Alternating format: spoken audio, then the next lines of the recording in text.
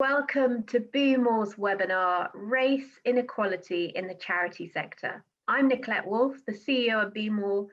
BeMORE is a charity that connects, educates and inspires people who want to live philanthropic lifestyles. It gives me great pleasure to welcome Nathan Ghann and introduce him to you. Nathan is an alumni, a speaker and a BeMORE trustee. He's also the founding director of the Educate Group. This is an education consultancy that partners with higher education providers to ensure that students from unrepresented or deprived backgrounds can achieve their full potential when they go to university. Nathan also is a visiting lecturer and consults in areas of diversity and inclusion within the higher education sector. So we are in good hands. In this BeMORE webinar, Nathan is discussing the racial disparities that exist in the charity sector. He'll be exploring what considerations can be made in our giving process to ensure that we do not help exacerbate or reinforce inequitable outcomes. So there'll be plenty of opportunities to speak and ask questions to Nathan at the end of his presentation.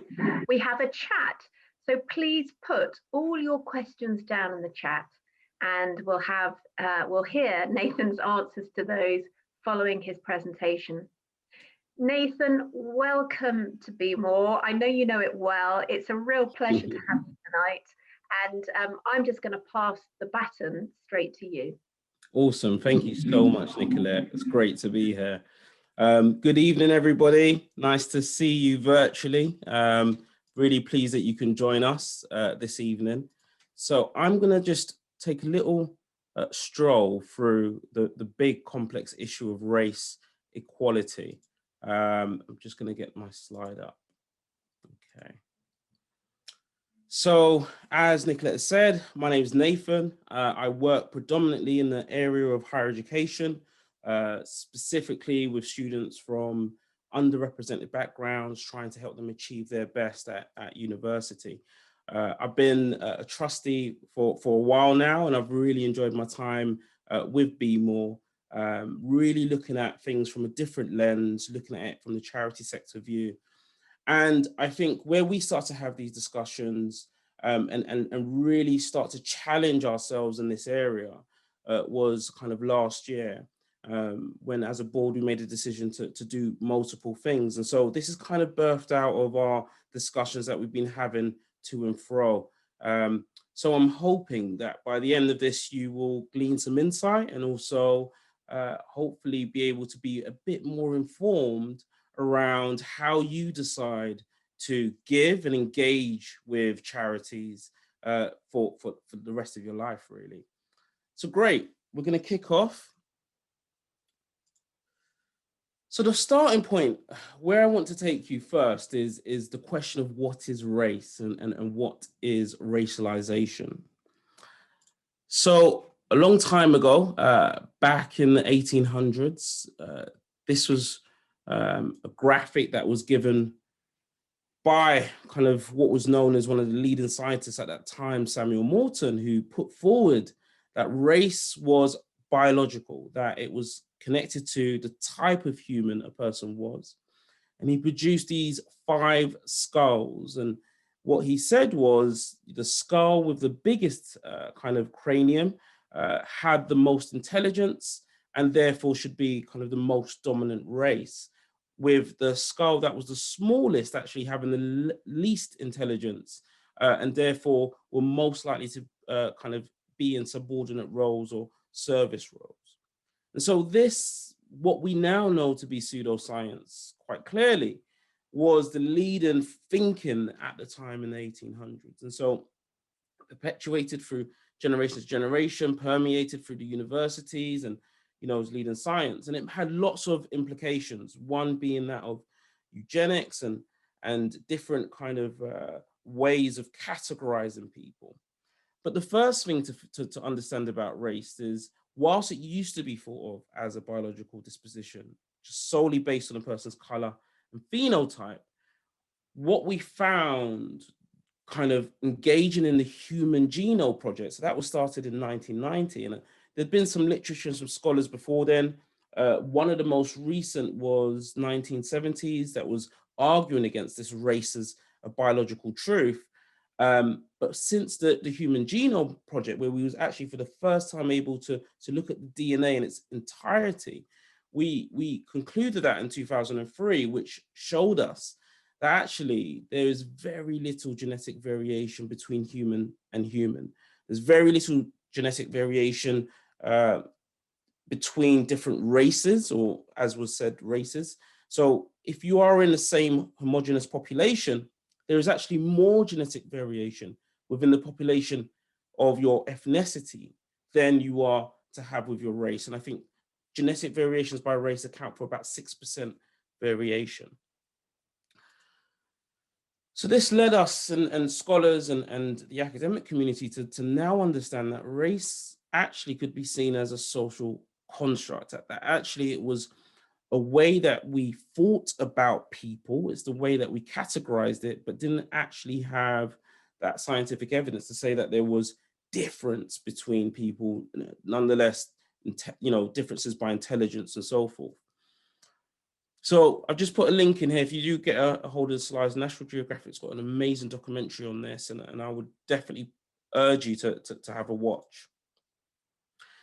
So what is racialization then? Racialization is associating characteristics to a person or a people group that they do not necessarily attribute to themselves. It is just grouping people by, it could be the color of their skin, their hair, any observable factors or characteristics, and then linking that or associating that with characteristics that we propagate through our psychosocial culture and our environments. So that leads me on to the conversation about bias, implicit bias. So implicit association. This is our unintentional people preferences that result from the process of psychosocial categorization. It's how we see people based on the society that we live in. Okay. And this is likely to be activated whenever we encounter people who are similar to us, as well as those who are different to us. Now, I know there's been a lot of discussion around bias and unconscious bias and the rest of it. Kind of my background in economics, sometimes behavioral economics, bias is actually seen as one of the most natural and innate human systems and processes that we use on a day-to-day. Okay, so many a time we demonize bias, but it's important to have a further discussion about it, because we have to understand that it is intrinsic to who we are as humans. It's helped us maybe a long time ago to make certain decisions, but how does it impact how we navigate today in society? So there's different types of biases. There's age-based biases and ethnic-based biases, and those can have real-life impacts on things like employment. But the three types of biases that I'd like to draw your attention to is affinity bias. That's where we actually favor people that we deem to be like us. Now, probably a generation ago or two, that like us would be solely probably on observable characteristics. As we progress, we're starting to see a shift in that being psychographic kind of likings as well. They believe in what I believe in. Nonetheless, this happens and it occurs. It can happen when you go to a conference meeting or when you're just introduced to a new set of people. We're automatically looking for people that we think are like us. The second one then is confirmatory bias. So this is where we search for information that tries to confirm our existing perceptions. And so we might be talking to someone and asking them leading questions that we think are the right answers simply because of our socialization, or because of what we've seen on the media, or what we've been presented with in terms of narratives from other people. And then the final bias is social comparison bias. So this is the bias between two groups. And the research behind this talks about an in-group and an out-group.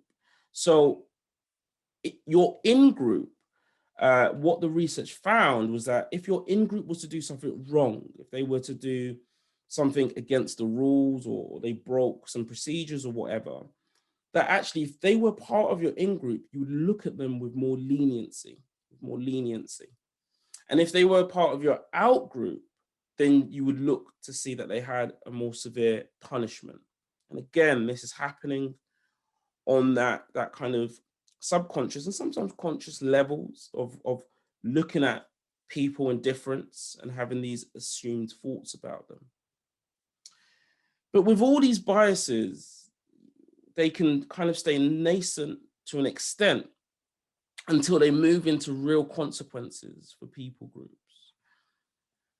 So the movement from bias to racism, there's three kind of types of racism that is experienced, that is occurring, that is happening at any one time. So we've got the individual lived experience of racism. That is the overt cases where someone has experienced racism, where someone's been racist to them and they have lived it. And again, that can happen in different ways and forms. Then you've got the institutionalized form of racism. And this is where we are now looking at a person or people group that are experiencing racism across an organization, okay? And we'll talk about that a bit more in a second.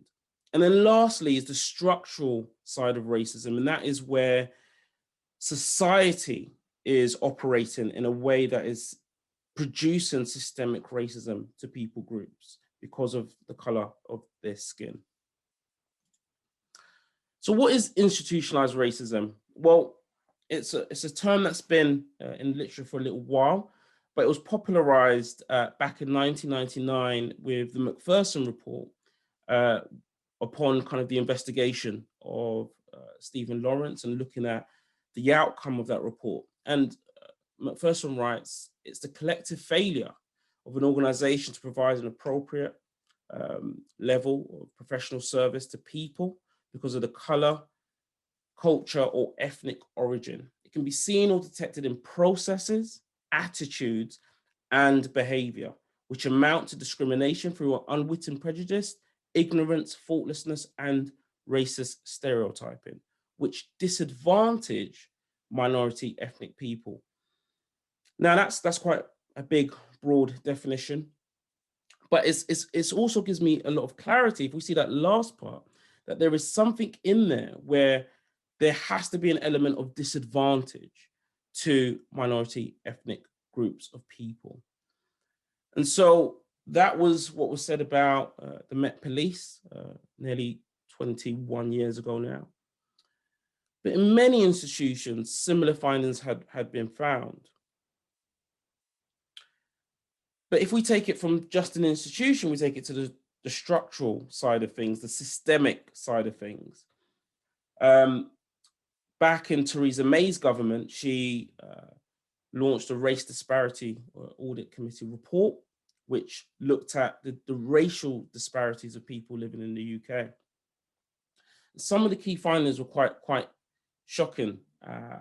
In 2017 and 18, there were 3 stop and searches for every 1,000 white people, compared with 29 stop and searches for every 1,000 Black people, meaning Black people were 9.5 times or nearly 10 times more likely to be stopped and searched. We see that Black and Asian people have longer custodial sentences for the same crimes, and I've linked the research in there, and we see that there's a 24 months compared to 18 months. This is particularly for Black men and Asian men. In education, we see Black students perform better when their GCSEs are marked externally, and that's for both Black African and Black Caribbean. Black, Asian, and minority ethnic students are less likely to attain a 2-1 or a first-class degree, despite entering with the same grades as their white counterparts. And that's across the whole spectrum. So entering in with C's all the way to triple A's at A level. Employment, we find that people with white, non-ethnic sounding names are twice as likely to be offered an interview. And this was some interesting, there was a little social experiment conducted by the BBC And what they did is they put out a CV that was identical, exactly the same experience. Everything was identical, but they changed the name from Adam to Mohammed. And Adam was called to interview at double the rate. So he was twice as likely to be called to interview than Mohammed. And the ethnicity pay gap, we know there's a 3 billion pay gap at the moment solely attributed to ethnicity as self-reported. And we see this happens even after work-related characteristics such as region, education, industry, and contract type are accounted for. And so there are a lot of what we can see as systemic disadvantages happening. What we can say, and obviously all of these different areas are being investigated, and there's a real focus now on, you know, what is happening in these institutions, these systems. But what we can say without a doubt is that Black and ethnic minority people are experiencing society in a very different way, So that's kind of racism, bias, how we see it then coming out in our systems. But what about the charity sector? So I obviously, having stepped my toe in charity, thought I'll just have a look to see what's happening, and, you know, thinking that would probably be the bastions of social justice in this area. But what was found actually, it was back in July 2019, August 2019, there was a training delivered by the Citizens Advice Bureau. And there was an Asian lady who took a snapshot of one of the slides that they put forward, and she tweeted it out. And this is the slide. So the tweet reads, "At Citizens Advice, any explanation for this horribly racist training on working with BAME communities?" Okay. And the slide then says, "Barriers we find in BAME communities, an intrinsically cash-centric culture, a society that revolves around religious belief, a distrust of British authorities, evidence of gender bias and discrimination, isolated communities, low levels of literacy, interdependence," talks about early marriage and large families, and a culture focused on honor and shame. It's very, very problematic for many reasons. But some of the key, the first foundational one that I would probably look at is just the term BAME and how it's been used.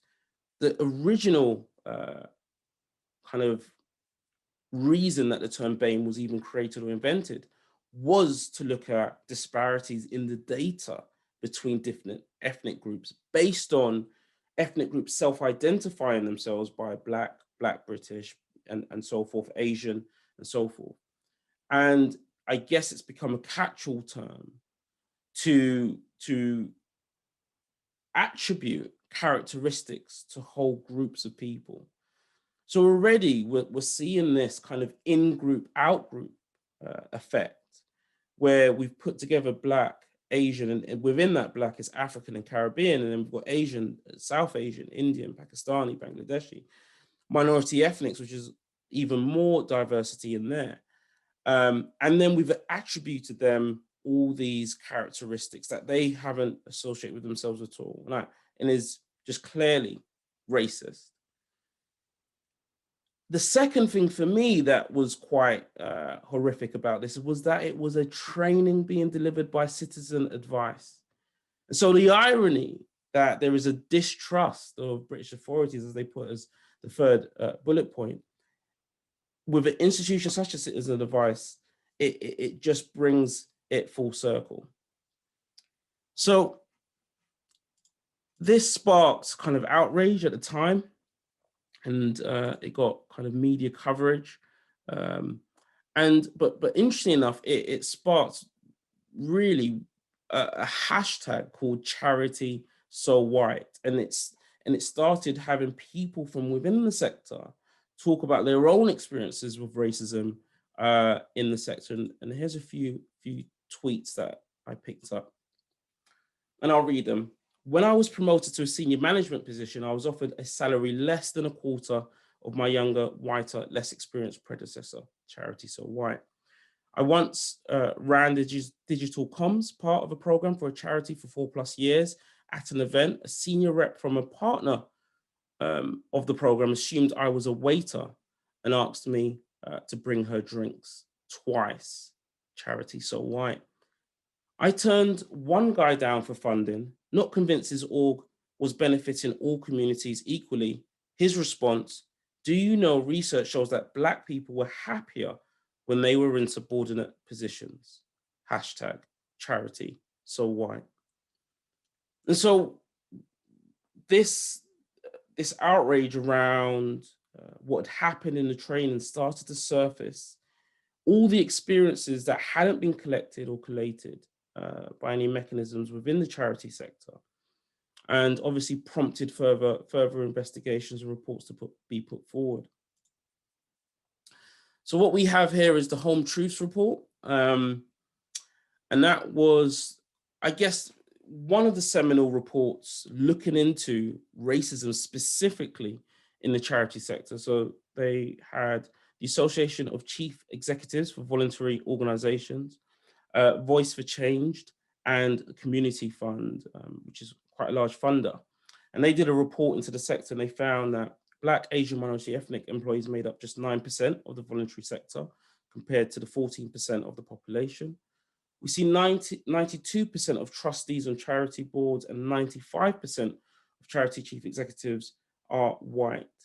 68% of respondents said that they had experienced, witnessed, or heard stories about racism in their time in the charity sector. So that's almost 2/3 saying that they had experienced it, witnessed, or heard about it, yet there hasn't been any mechanisms to pick this up formally throughout the sector.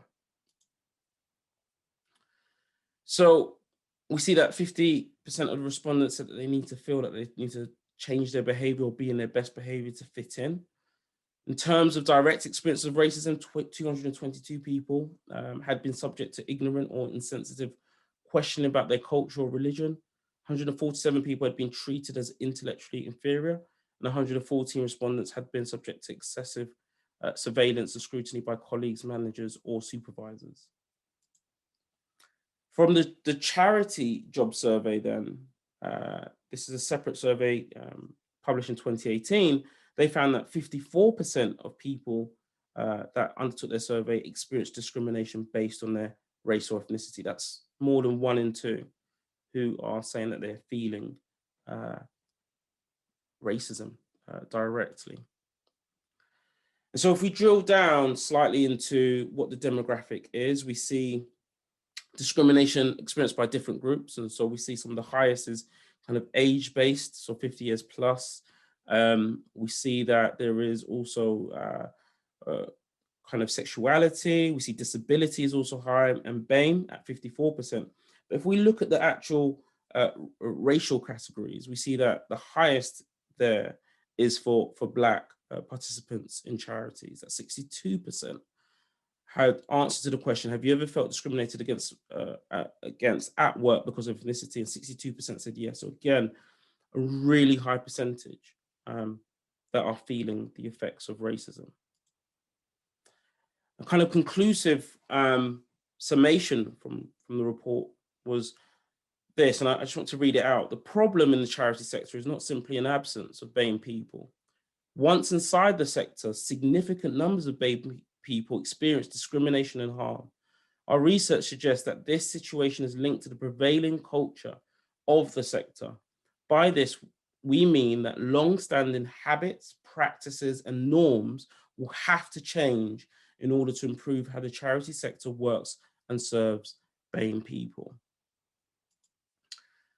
So some of the actions, the responses to the reports, these were some example of action that was taken. So the ACEVO said that they'll write to all their members, ask them to publish their pay gap data, and also get them to commit to racial diversity principles, and ask them to provide a statement about the actions and what they plan to do.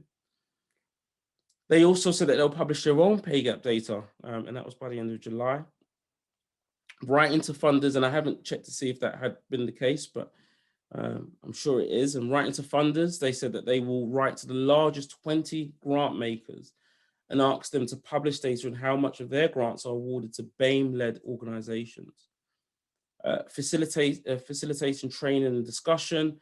They would like to have equity inclusion training, an events calendar as well. The long-term actions requiring funding was to think about working with other charities to develop independent or third-party mechanisms for reporting and addressing racism in the charity sector.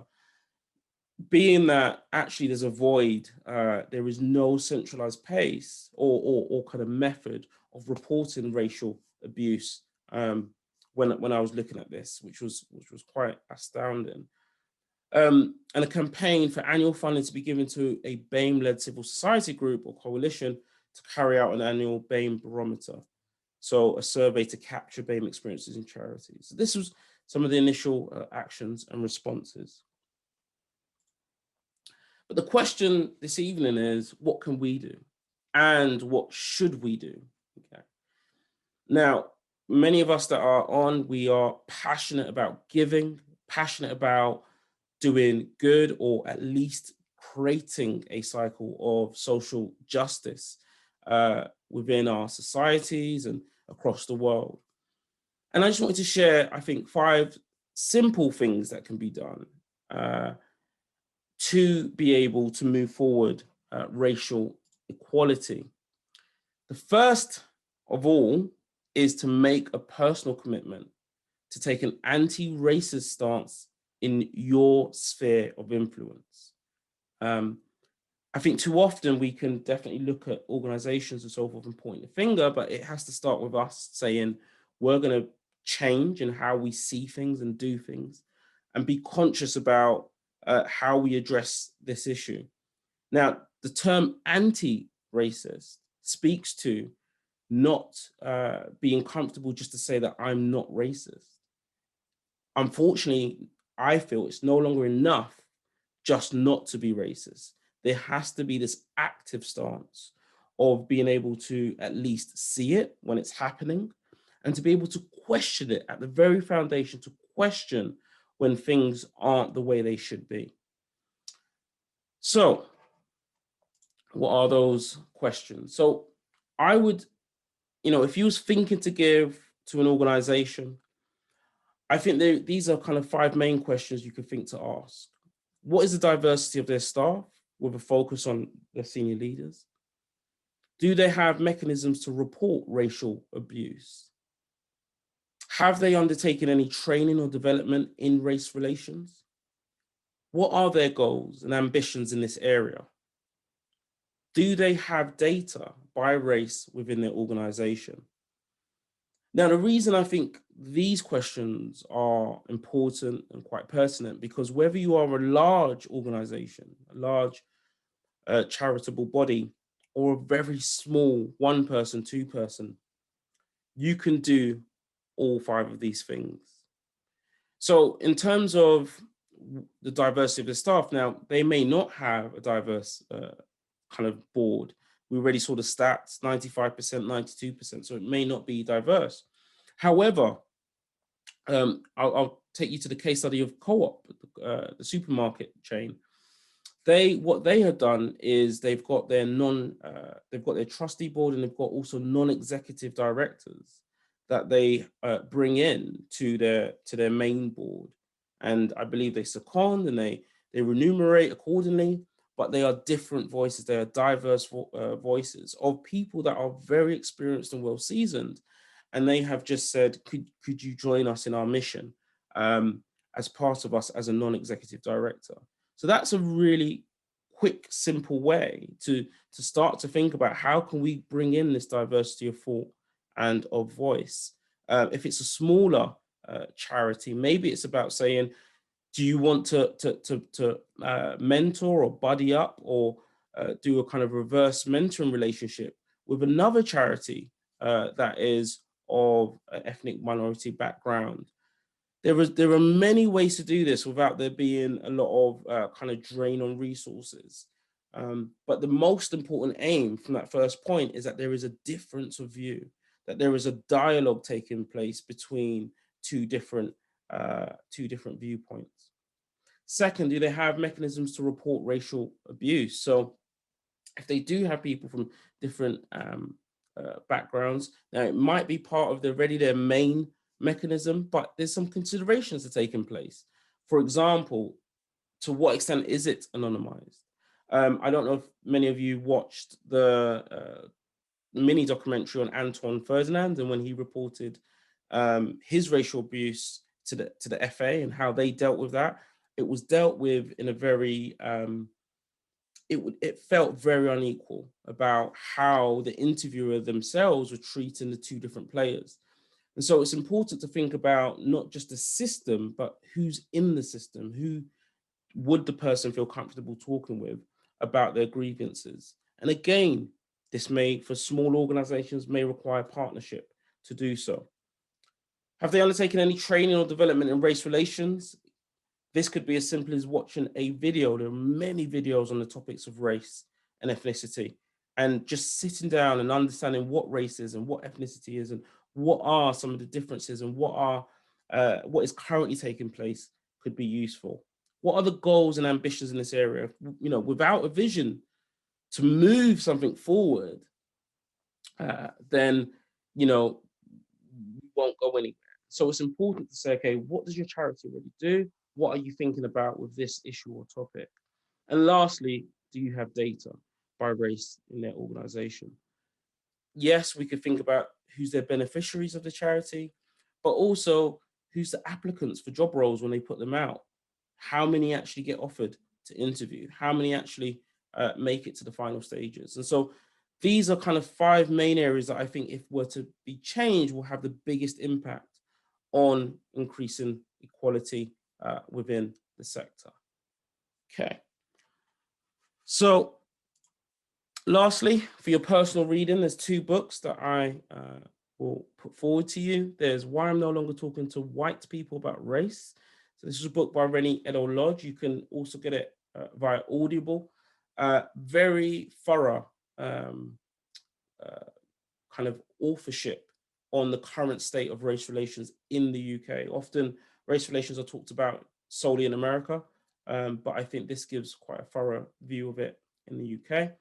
White Fragility, and I must admit I haven't read this yet, but many of my white colleagues, close friends have said it's an amazing book and that I should put it forward, and I trust their view and judgment. So it's definitely on my reading list. But these are 2 books I think can give a very well-rounded view of race relations currently.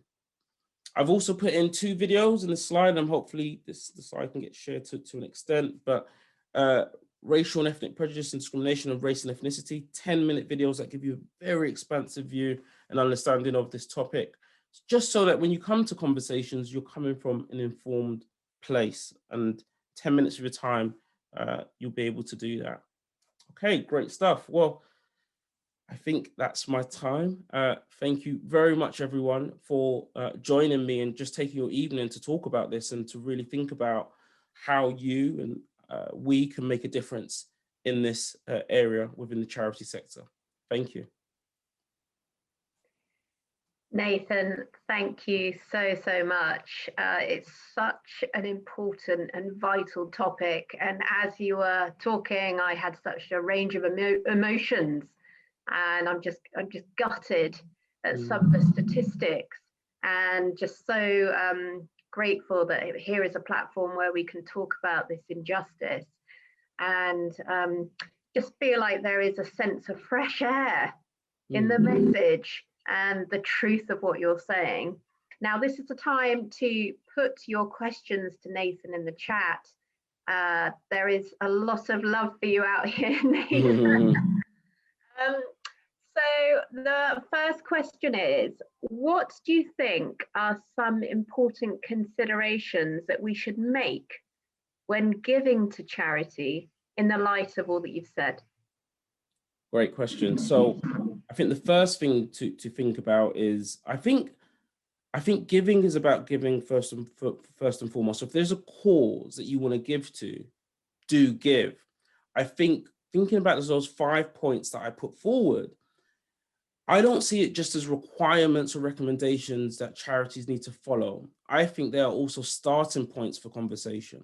That if they don't have some of those things in place, it could be a place where we start to say, you know, could you think about bringing this in, you know, and this is how you could do it. I think you starting to have a conversation about race in itself with a charity will start to change things.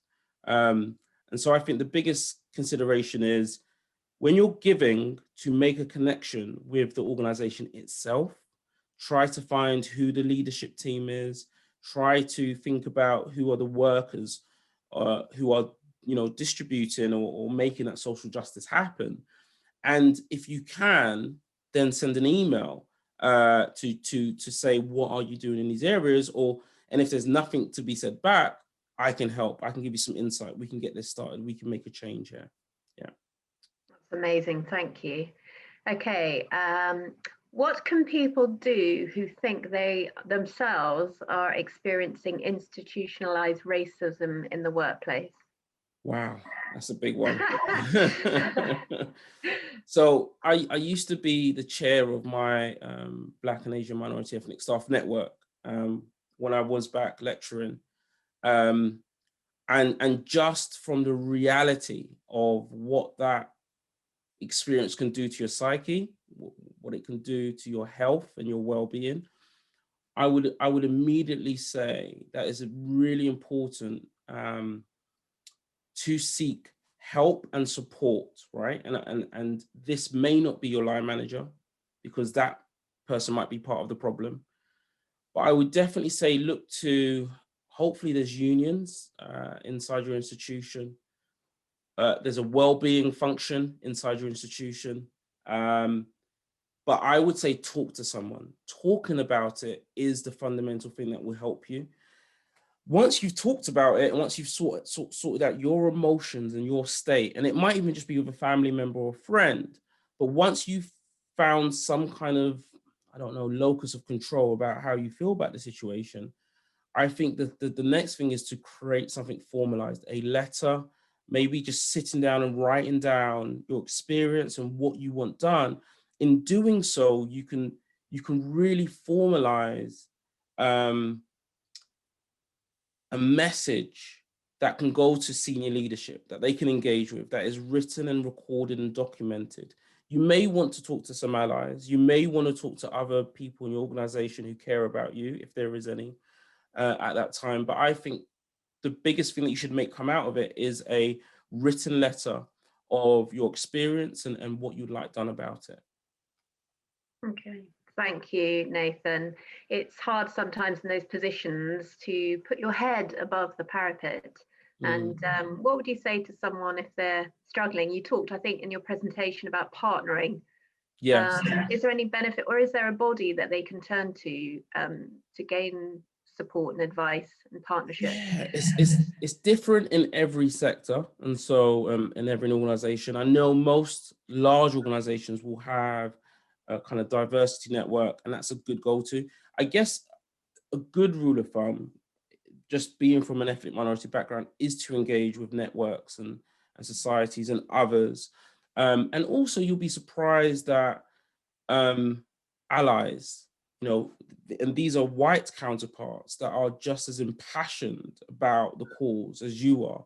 And so I think the big thing is just don't recluse into yourself. Try to seek someone that at least understands race. I think that's a good start. You know, someone that understands race. But yeah, I think these are relationships that you have to form within your company over time. Yeah. Okay. It would be great if there was a regulations body that could confirm if charities have met all those 5 criteria that you talked about in the presentation. Can you talk more about the Bain barometer? Yes, so I believe this is linked to like the trust barometer. I'll be honest, I haven't seen it come to light as of yet, so I haven't I don't really want to talk about it because it's not real. So from my understanding, it's to create some kind of benchmark of good practice across the sector. But again, I'm very skeptical until I can see actual tangible things come out of it and actual change. So yeah, the Bain barometer is linked to CharitySoWhite.org. I put the link in my slides. I would really say that you should go and view the work that they're doing. They're doing some really good work in this space. And if I can remember, I'm not sure, actually, I don't know. I don't want to say something that I don't know. I'm not sure if it is being launched or has been launched, but I think it's still early days to see if it's caused any change in the sector at all. Okay, thank you. Another question, Nathan. In light of Black Lives Matter and COVID, have you seen an increase and awareness and changes towards social injustices? Good question.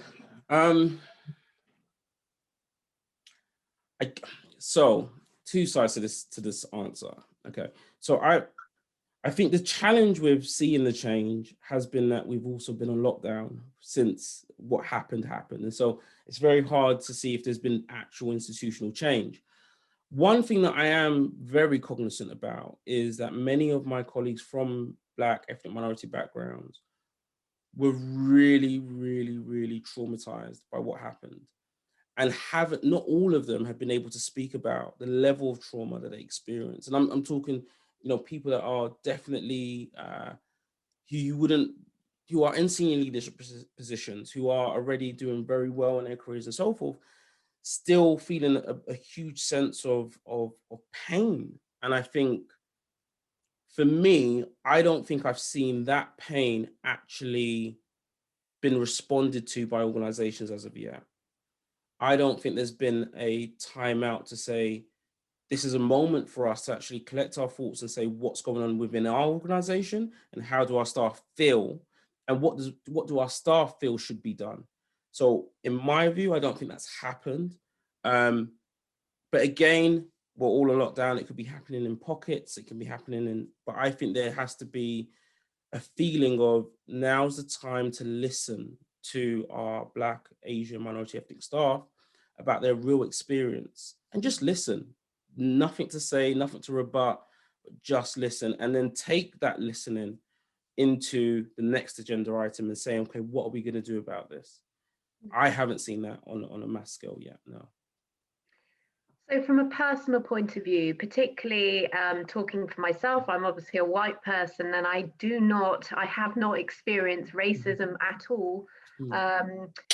How can I and people like me really gain more of an understanding so that we can take that empathy into making a change and supporting this further? Awesome, yeah.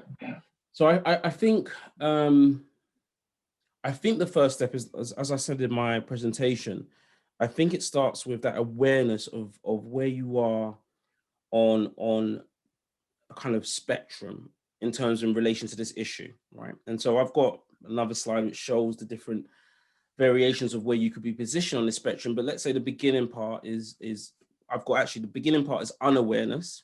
The next one is awareness. And then you've got, the kind of anti-racism. Then you've got kind of allyship. And allyship is very different from just being anti-racist. Allyship is about advocating for a cause as if it were your cause, right? And I think the first thing that a white person could do is find where they are on that spectrum. Are they unaware? Are they aware? Are they anti-racist or are they allied? And to be truthful and honest about where they are, because too quickly we can say, oh yeah, I know about racism, I know what's happening, I don't do any of that stuff. But there's a deeper awareness to be had. And part of that is looking at the data and statistics. Part of that is talking to those who have lived it and to understand their experiences. What I found in working with lots of different colleagues and staff members, the movement from unaware to allyship, obviously apart from you don't agree with any of the data, is the challenge of thinking of self versus the cause.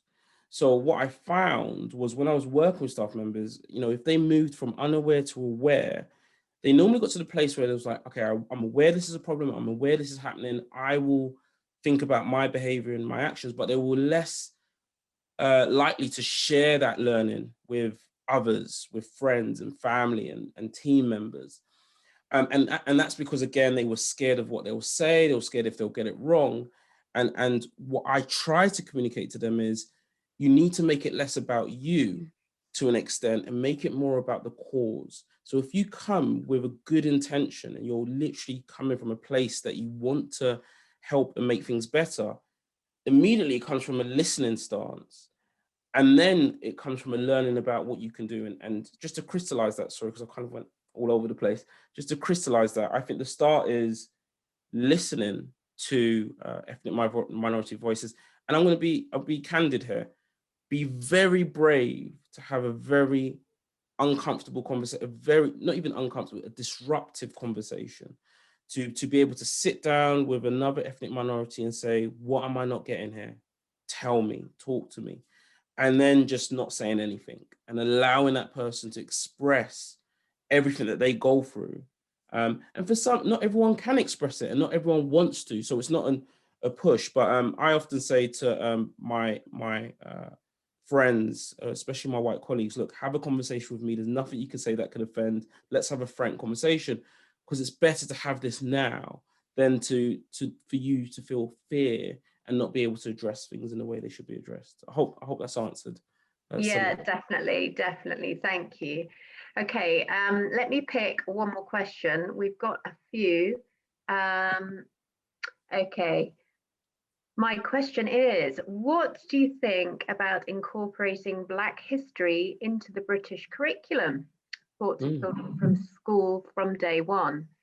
And then, of course, a reformation of British history too, of the resistances that have prevented these to be taught, as well as a potential issue that without education, could we really change society towards racial justice?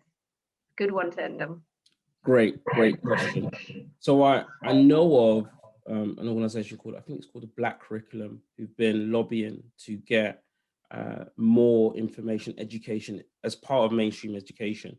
To your first point, Black history is British history. When I started to look into British history, I found many a time I saw Black faces, and I was shocked and I was astounded.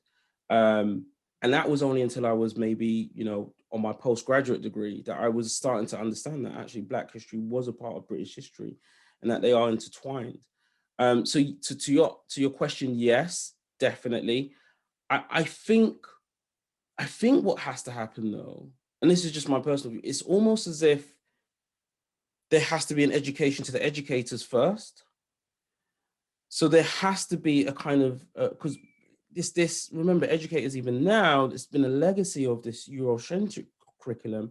And so there's almost has to be a kind of, I wouldn't call it teacher training, but a step out of what we've been doing and saying, actually, this is part of the narrative. This is the other side of the story. And we need to be able to educate. And I think part of that is saying, we need to start with the teachers. We need to start with the lecturers. We need to start with the academics to say, even if you don't agree with a lot of things, here is evidence that there was another side to this story, that there was another narrative that we should be sharing and exposing our children to and allowing them to have the option to consume. So yes, in my opinion, we're way behind, and I think it's important to share. Yeah. Nathan, it's been really useful to be educated and to listen tonight to your talk and all the injustice, but all the actions that we can take as a community and as a community of givers and donors to help make a difference. And if it's asking a question, if it's choosing to give to a charity where there is a Black person or an ethnic minority person in leadership as CEO, it's looking at diversity as a whole and being brave enough to actually go in and ask questions as to where the land lies, where is the injustice, where is the balance and fairness, and then choosing to do what we feel is right within those situations, to support those charities where we think actually, yeah, this is fair and good, and they're on the right track with this. So it's been ever so useful. It's been really useful for me. We've had so many more questions that we could have answered, and I'm sure everybody appreciates it. This presentation will be put out on YouTube, I think by the end of the week. We'll send everybody on the call a link to that. And if you want to actually make a difference and come in to one of our BeMORE programs and discuss topics like this within a team where you get together and you do find a cause and then a charity project to support. If you want to do that through one of our BeMORE experiences, then we invite you to come on. So these BeMORE experiences are free. They launch on a Monday evening. They launch once a group is full. It's launched, and they're for 7 online sessions at the moment. And you will have your mind expanded in terms of how to give well. What are the needs out there? What are the current issues? What is the injustice? And together, you pool in your talents and your time and your finances, as much or as little as you can give, into a group shared giving pot, and then you donate it to one worthy charity project at the end of the program. So this is a brilliant time, whilst we're all sitting at home, to do a project with other people, be part of the BeMORE community, and just find a bit more meaning and purpose and make a real and tangible difference to those in need. If you want to find out more, I know there are many on the call who know BeMORE well and obviously are on the program at the moment. But if you know of anybody who wants to hear this talk, then do please spread it when we give you the link. But if you want to join a BeMORE experience, then do please just join. Check us out. It's www.bemore.co.uk. You can also email hello@bemore.co.uk. If you have any other questions from tonight, I'm sure Nathan, we can always send them over to you and he can answer them back. So do communicate and contact with us. Nathan, thank you so much. It's been a real pleasure and just an amazing, rich talk, and we really, really appreciate it. Awesome. Thank you, Nicolette. Thank you, Nisha. Thank you, BeMORE, and everyone that's joined today. I really appreciate you spending your evening with us. You can catch me on LinkedIn. So if you've got more questions, just ping them across. Happy to answer and carry on the dialogue. I think that's what we need to do, not end it here. Absolutely. Thank you. Thank you, BeMORE community. Goodbye.